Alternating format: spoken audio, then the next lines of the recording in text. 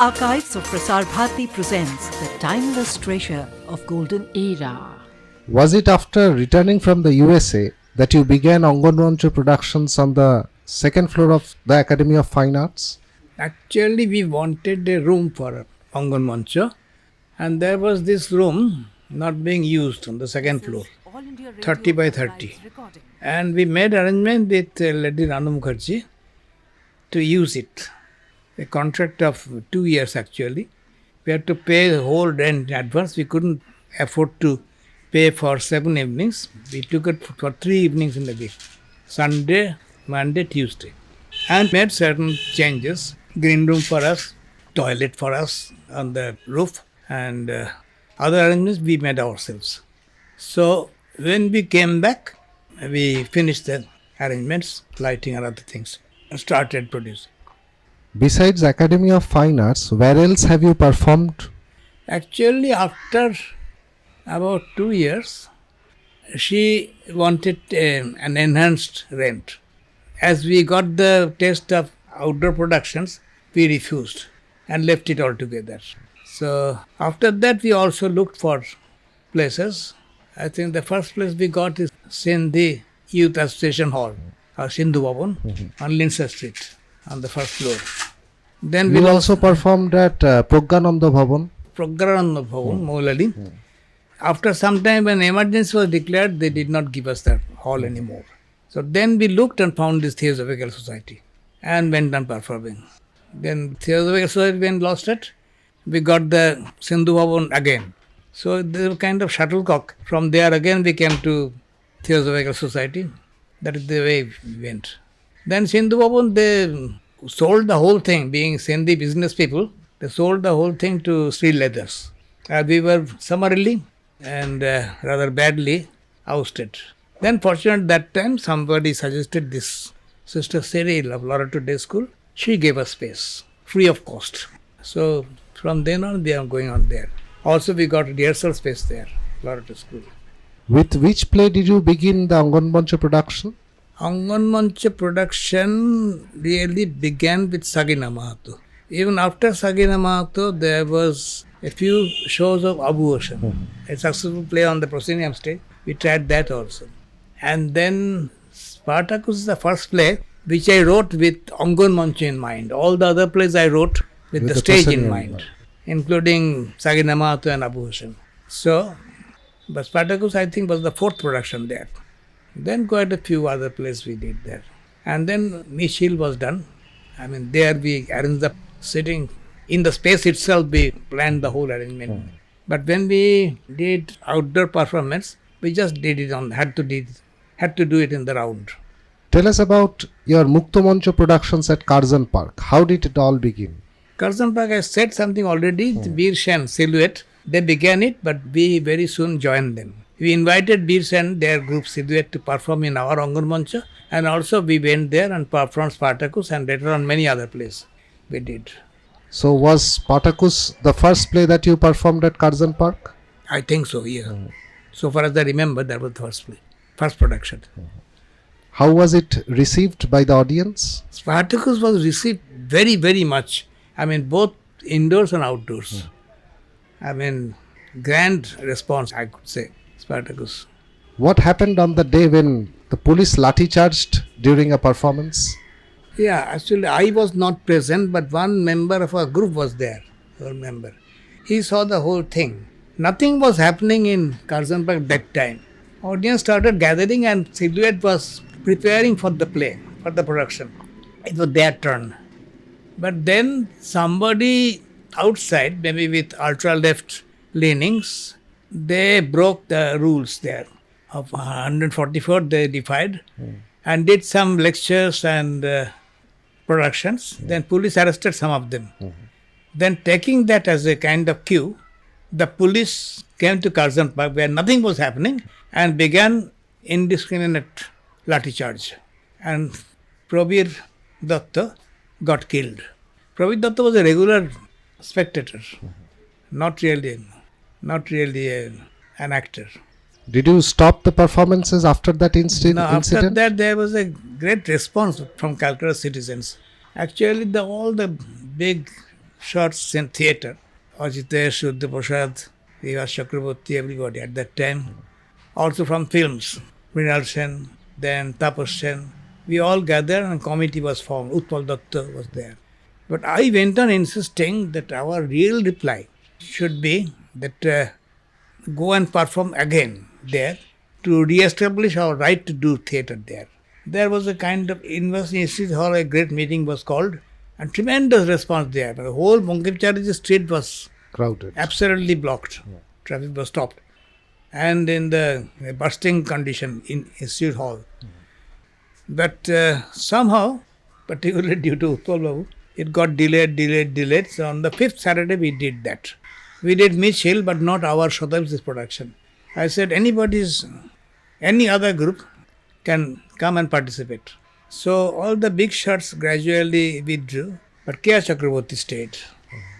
Then Kopit Bhattacharya's son Dhurjati, he was there, and some other groups members. Mitchell was performed. Mitchell. And after that you continued performing at No, the park. actually, after Mitchell, so many people were there, about 10,000 people were there. So our regular spectators, they came to us and said, next Saturday what is happening? All India Radio. I said, I don't know, because next Saturday this production will not be there. They said, uncertain, most probably it will not happen. But then we had our own private meeting and decided to do it, a kind of guerrilla system. Just before, 5 minutes before the show starts, from different points of around it, in front of Statesman House, electric supply, in front of Grand Hotel, they simultaneously entered. And we found, although we said that there will be, most probably there will not be any performance, we found 3,000 people were waiting patiently for us. After that it was monsoon period, so we stopped it. But after the monsoons, we began again. That was stopped after emergency. And you resumed performing after the emergency was lifted. Actually, when after emergency was declared, Curzon Park people stopped. They came and asked me. They accepted me as a leader. What should we do? I said, that is up to you. We were doing, because Curzon Park, so many groups are performing, we are not getting a charge. Every Sunday we are performing opposite Academy of Fine Arts, near Victoria Memorial.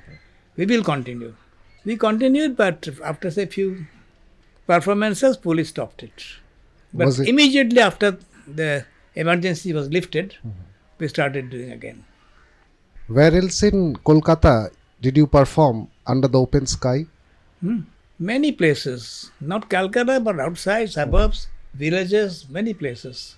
Calcutta also, many people invited us, Calcutta suburbs, to do open air performances. You have developed your own brand of theatre, the Third Theatre. Would you explain it to us? Actually, as an outcome of the Journal Fellowship, my obligation, I had to submit a project. I did it as a theatre of synthesis, as a rural-urban link. But later on, when I started in practice, I shifted quite a lot from there, rural-urban link. Rural theatre, I tried to see as many as possible, folk theatre, jatra. Then for workshop reasons, when I'm invited to some place, Andhra Pradesh or Kerala, Yakshagana, Bombay, I saw this tamasha, Nautanki, this. Whenever I got a chance, but not much knowledge of this. And so I shifted my stand. It did not remain as a synthesis, rural-urban link, that kind of thing.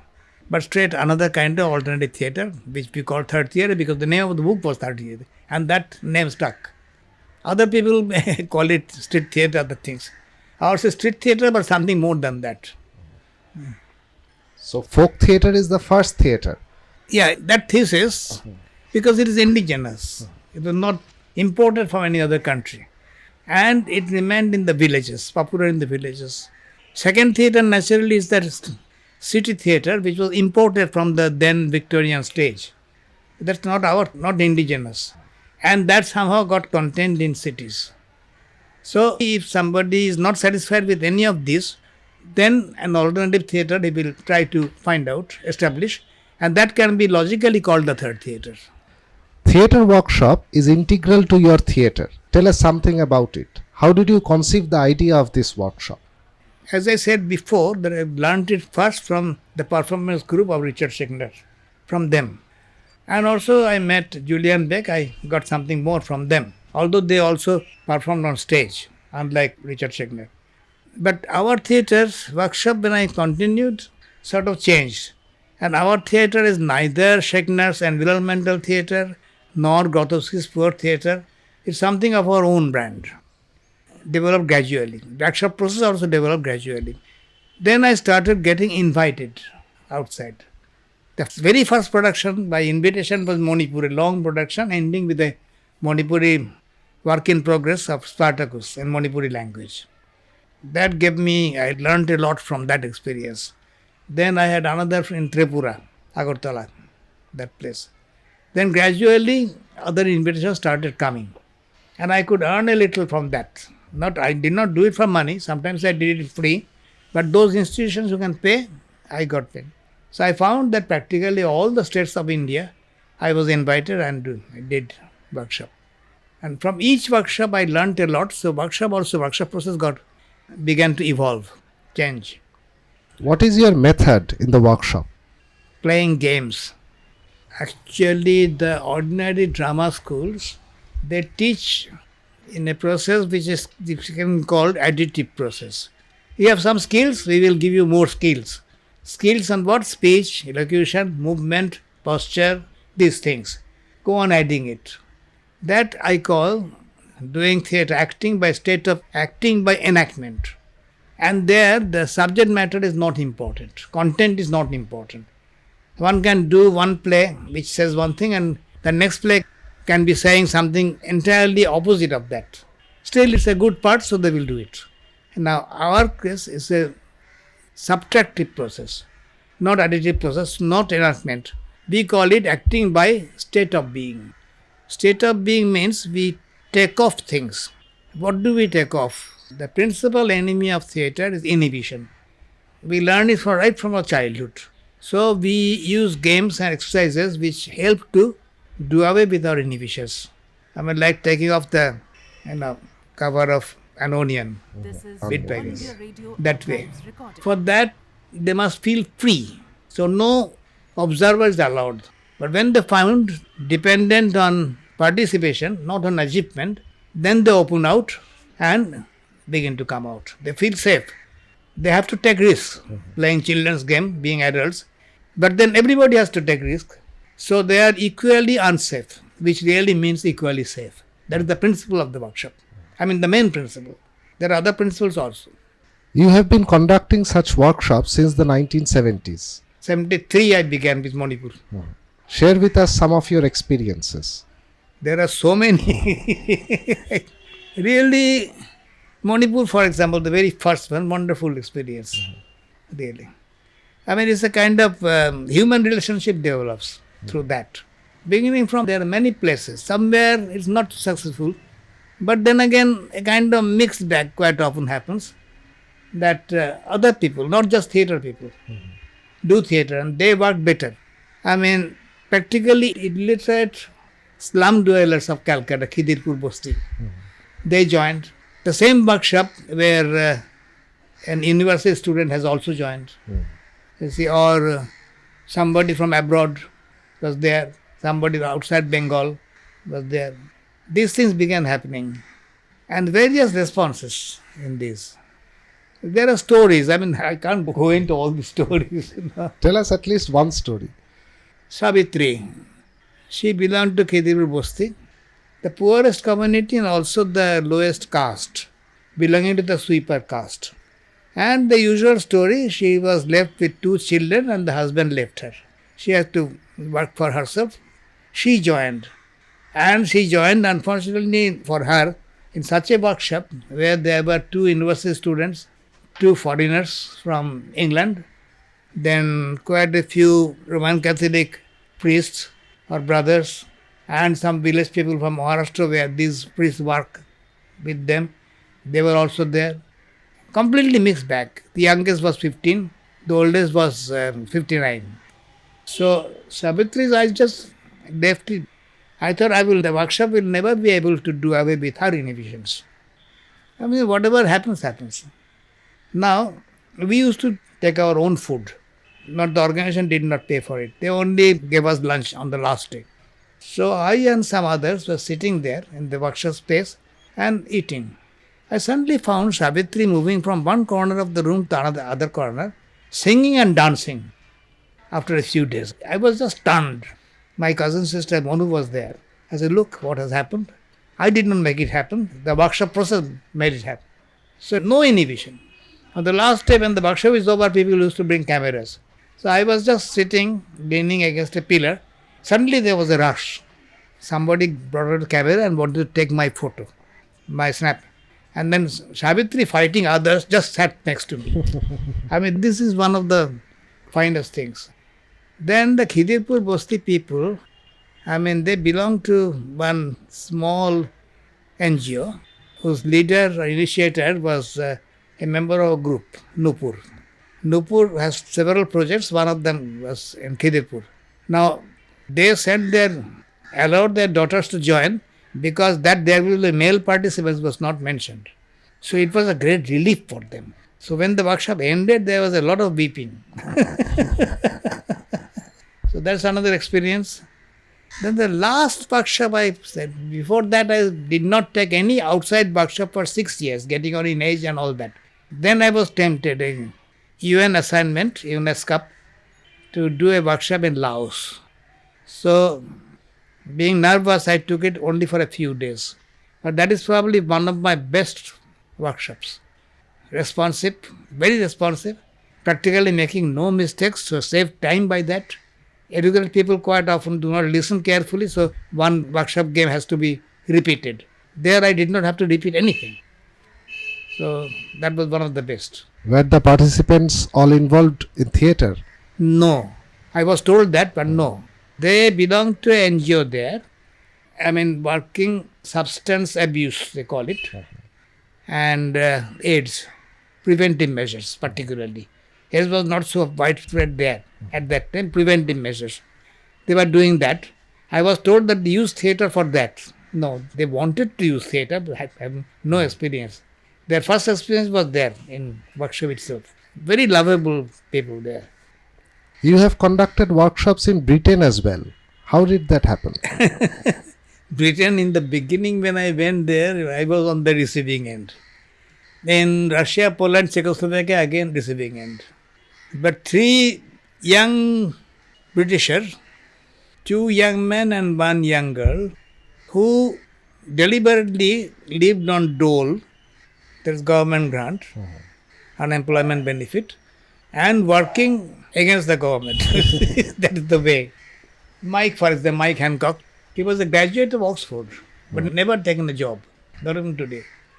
So Mike, Paul and Amanda girl was there. I didn't meet the others after that.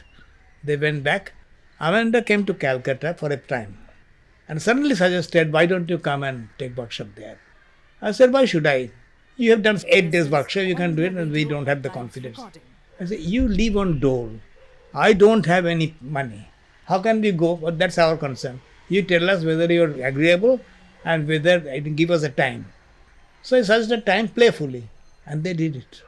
I never had to stay in a hotel or anything, but they just did it. Very strenuous, about 3 months, continuous and not well arranged. So I had to south to north, that kind of thing. But very fruitful in a way.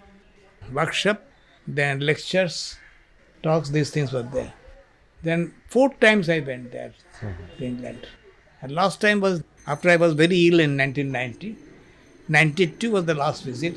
There I really earned money. Brought money back, £1,000. Before that it was just barely covered the cost. So 4 times I went there. Then Pakistan also, I was invited first to join a seminar. But I went there, seminar was in the afternoon. So one group there, Madiha Gauhar group, Ajoka, I did workshop, that's extra, at the free time with their group. The second time, in quick succession I was invited, that was to conduct workshop only, particularly Wasim's group, Punjab Lograhas. And some other group members were also there. And that was very good response from that. Some of your plays have been produced in Pakistan. Modiya Gaur did it. He used to teach English in a university there. And she liked Mitchell. Mitchell, as a matter of fact, his response, many people left proscenium theatre because of Mitchell. In Pakistan, the first modern play ever done is Mitchell. These things happened. One group in Azamgarh, they used to do proscenium theatre. After doing Mitchell, they left proscenium theatre altogether. These things happen quite often. Now, she was doing Mitchell, it was stopped. The principal overheard it, nothing doing. Then she did it with her students and others. So she did Mitchell and also Gondi, Gera, they called it. She translated them into Hindi and did them. And Modiya Gaur also was in London when I was working there. So she joined one of my 60 workshops. She joined that also, Modiya Gaur. Have you seen her productions? Yeah, later on, not in Pakistan. In that seminar, I saw the videos they showed. Sabdar Hazmi was also there. The videos of their productions also there. But Modiya's group, long afterwards, in Nepal I was invited, in Kathmandu. There are people from different, India, Sri Lanka, then I think Hong Kong, other places joined them. And I was called as a chief guest. So there I saw Modiya's group's production. Now let us talk about your open air productions in villages. You have taken your theatre to some remote villages. Actually, when we found that our theatre has become flexible, portable and inexpensive, we were invited by many villages, sometimes quite remote village, where even a ox cart cannot go. We have to walk for 3 miles or so through the paddy fields. So village experience we have, and always doing open air theatre. Various places we did there. Then somebody, not me, 2 members, they had this idea of doing a porikrama, 2 nights and 3 days, from village to village, performing somewhere early morning, afternoon, evening, all this period, perform. Evening shows used to finish at about 12 o'clock or so. So that was a great experience, the first one. Then it continued. Even a few days back there was one in this Howrah district, Jangipara. They did it. What about the reception of the villagers? Reception, that is peculiar. Sometimes we never think that it will be received. The great reception. For example, Bagh. I never thought Bagh will have a response from village people, but it did. Then, somebody insisted. He belonged to a remote village, but he was a scientist. Later on joined the Bhabha Institute of Bombay. It was his favorite play. I said, don't do it. He did it. People started leaving very early, particularly the ladies. We had to finish it. But then think differently. When they left, from 3,000 people, it came down to 200. But these 200 people, they started coming forward and stayed up to the end. That also happened when we tried Shadakalo. It's on South Africa on apartheid, and Bible is... After that, there was a comment, don't you have any Bengali play? I said, he was in Bengali, so we have got the message. There also same thing. People left, but some people stayed and came forward. So we cannot say it's complete failure. So many, and Janmabhoomi Aaj, that's a poetry montage, you know. Birendra Krishna, Birendra Chattopadhyay and Manibhushan Bhattacharya, one poem of mine. It was being prepared. But one member of group said, whatever we prepared, let us do it. How? In villages. He said, it is captive audience. We are 30 people in our group, the travelling group, actors and singers. They will have to stay. And whatever people come from the village, he got his point, okay, he'll do it. Janmabhoomi Aaj is a very remote and very poor village. And there it got great response. Why? You can analyze it. Because the city people will appreciate the poetry, the form and all that. But for them, Biren Chattopadhyay, this Ashcharya Bhater Gandha, about hunger, about children, that is very much reality for them. So we got great response from them. Then recently in this parikrama, they did, I heard, Ore Bhyanga became very popular. I don't know how and why. I just don't know. 3 performances in this parikrama, Ore Bhyanga. Can you remember any particular incident where you were touched by the response of the villagers? We have a kind of middle class attitude, you know. In one village, Ramchandrapur, which I knew beforehand. I went there in other purposes. Just know the villages, I went there. There we are performing, and there was in tatters, oldish lady. I mean, our middle class attitude, we did not go there to collect a donation. She called the people and carefully brought out the 5 paisa coin and paid it. That's a great experience, I think. Then another village, Pannalal Dasgupta, a Santal village. I mean, they are Bengali Santals, they understand Bengali. 200 Santals, bare-bodied, barefoot. They are sitting there. How can Michel? How can I come across? There's no story, nothing. But suddenly I felt that Michel is very easy to understand. So I told them, the old fellow doesn't want to go back to his old home, goes on trying to find new home. And you understand what you suffer from here. The new home, these sufferings will not be there. The exploitation will not be there. That's the new home. And that Khoka is getting killed all the time. That is also within your experience. Getting killed or suppressed or whatever. So after the performance, there's a tremendous response from them. So there are many other stories which I put down, many of them in Voyages in the Theatre. But that will be, these two should suffice. Your third theatre plays are written in a particular style. I mean, they are so different from your proscenium plays. A speech is often broken up and spoken by several actors. A sentence is repeated and the chorus performs quite a few functions at the same time. This method of writing, I find, is somewhat unique. How did you come to develop this style? Actually, I am not quite conscious about it. I mean, the principle of third theatre, in the beginning, when we were doing proscenium theatre, was just doing a good play in a good way, that kind of thing. But when we came to third theatre and found that free theatre is possible, then a philosophy automatically developed that the content will be important, something to do with social conditions, some socio-political message should be there. So that is the first thing. Form came afterwards. Form is also important. Form is dictated by the content. It's not experimental theatre. Don't like the term at all. We never did experimental theatre. It's exploration. We tried to find out the form which will be most useful, suitable for projecting the content we have chosen. So we are not, tied up by one particular form. For example, in art, in painting, there are many experiments in the form, all this one to another went on. But in our case, we are not that. The content dictates the form. So in the writing of the plays, the same thing. The content sort of dictates how the dialogue will be done. So it's not a conscious thing, but it depended on this, the starting point of content being important. But if you give some examples, then it will be more suitable for me, more easy for me to answer. For example, in Shukopatto Bharati's Itihash, industrial revolution is broken up. These two words. The thing is, Shukopatto Bharati's Itihash, frankly, is straight teaching. That's why I deliberately chose a classroom form with teachers and students.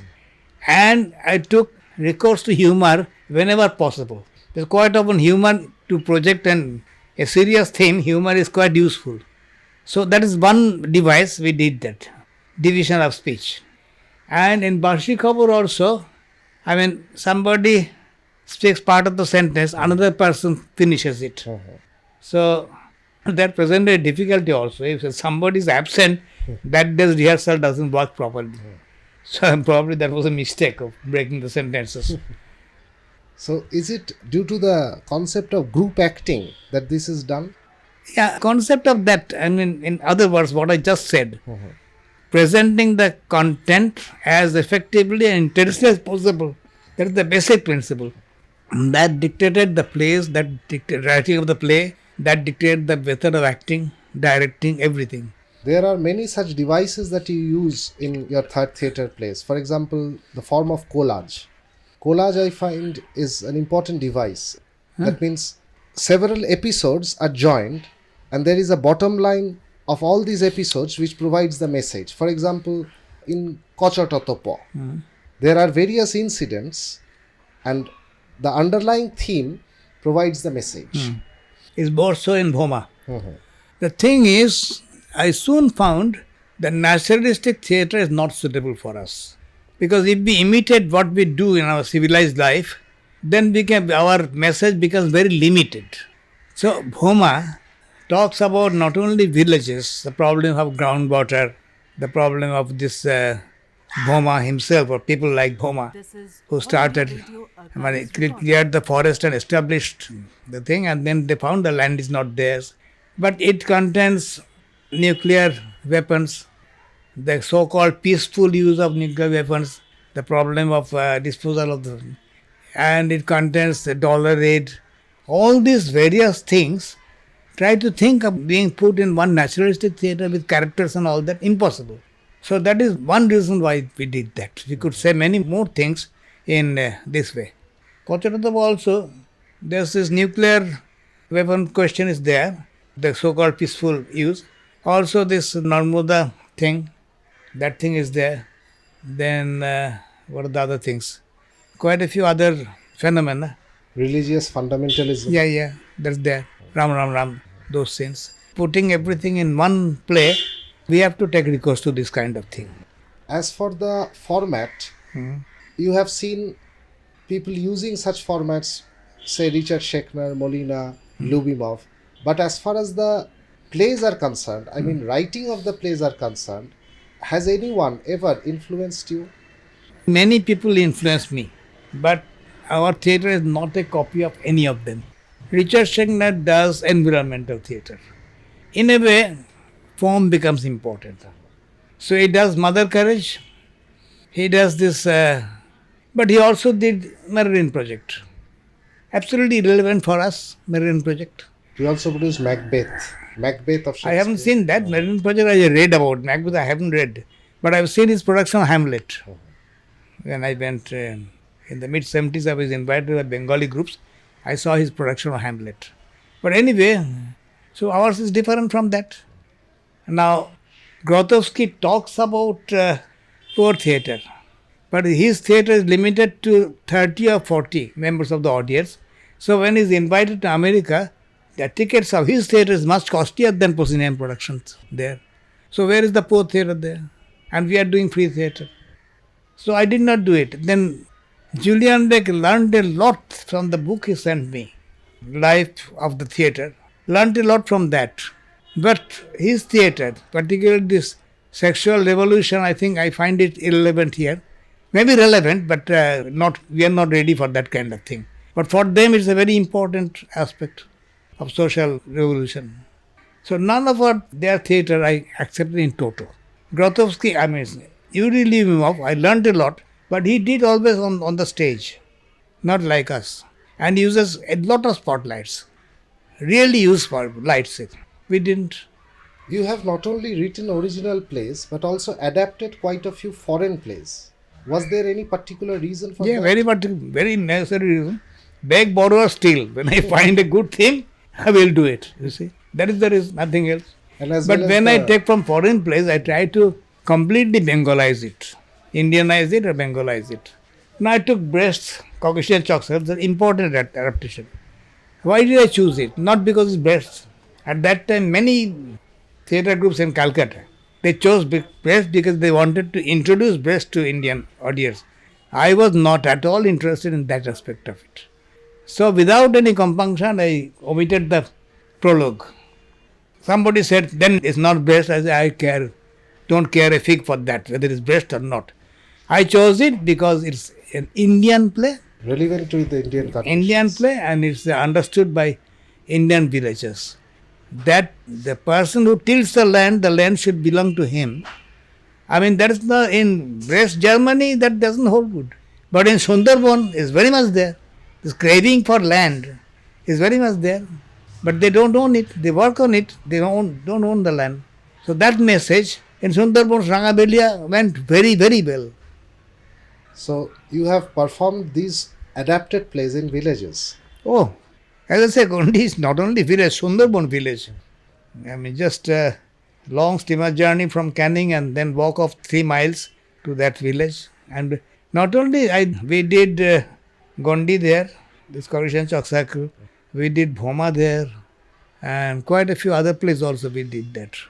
Not only there in Rangabelia, but also a boat journey to a village Monmotonagar, Lokkicharar Pasili and Bhoma, one day. So big gatherings, no microphones, but pinned up silence, so we could be heard, And they all accepted Bhoma. The headmaster of the school there, he invited us. He is doing a lot about this villages, Tagore Society project. Next morning with him, some of us were wandering with the village. Now there was a canal is being dug, and the poorest people, they are doing it. That's a kind of, hour by how much? Piece rate. That means if they stop work, they are losing money. But when we went down to the canal bottom, the people stopped work and came to us. This means they suffered financially. Then the headmaster started provoking them. Did you seen Bhoma? Have you seen Bhoma? Yes. Did you understand? Yes. Did you like it? Yes. Did you understand? Why not? Then went on provoking. What is there to understand there? What did you understand?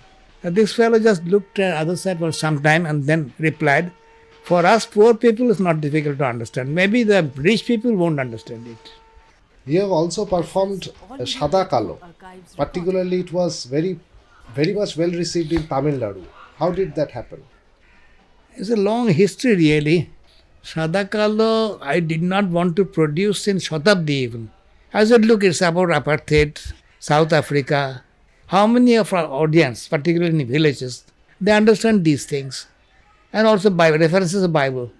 But Shatabdi people, particularly Dipankar, is that we are aware of apartheid and South Africa, but not aware of the Bible thing. It came across to us. Why shouldn't we do it? So first it was a big casting. Dipankar directed it. But at that time I said, not that, I need somebody else do it. Dipankar took up the challenge and directed it.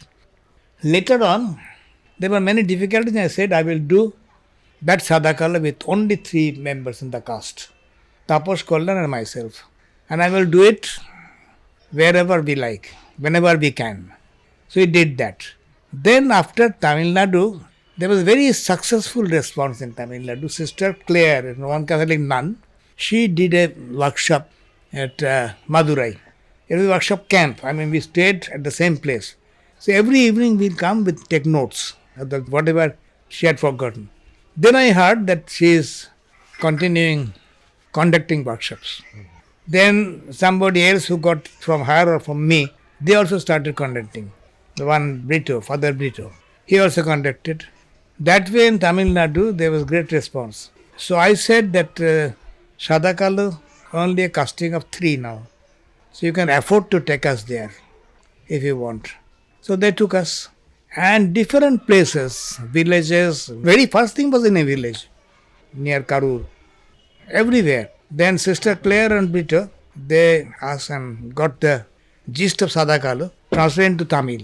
So before the play, she would just state the thing. So in Tamil Nadu, whenever Bengali theatre is uttered, they think of Sadakalu. So afterwards, not only Tamil Nadu, we did in Bangalore, we did in Kerala, all these places also we did. Did you perform any other play in Tamil Nadu besides Shadakalu? No, only that.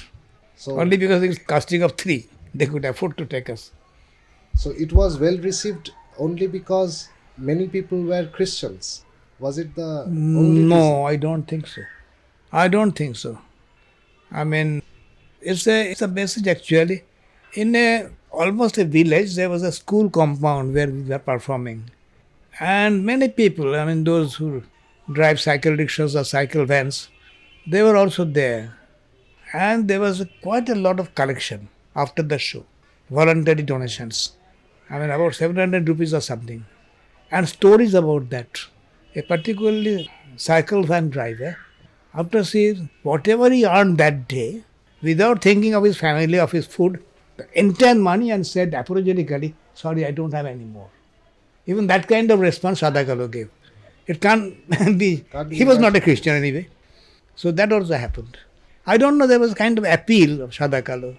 Of all these adapted plays, which one do you think is the most popular in villages? Can you name anyone? I think Gondi. Because of the message. Yeah. Gondi, very popular. Bagh, surprisingly, is popular.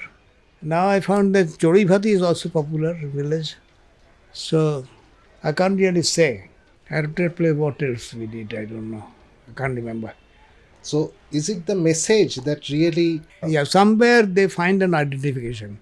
Lokicharar Panchali, for example. Whatever I learned from villages, I put in the play. So when they appreciate, I said, I learned everything from you. All these phenomena you know. I learned it from you in the first place. Then why do you like it? Well, it's true that we knew all the facts, but we could never put it in theatre or in songs. That you have done. So it was very much appreciated. But that's not adaptation, only original play. Adaptation only.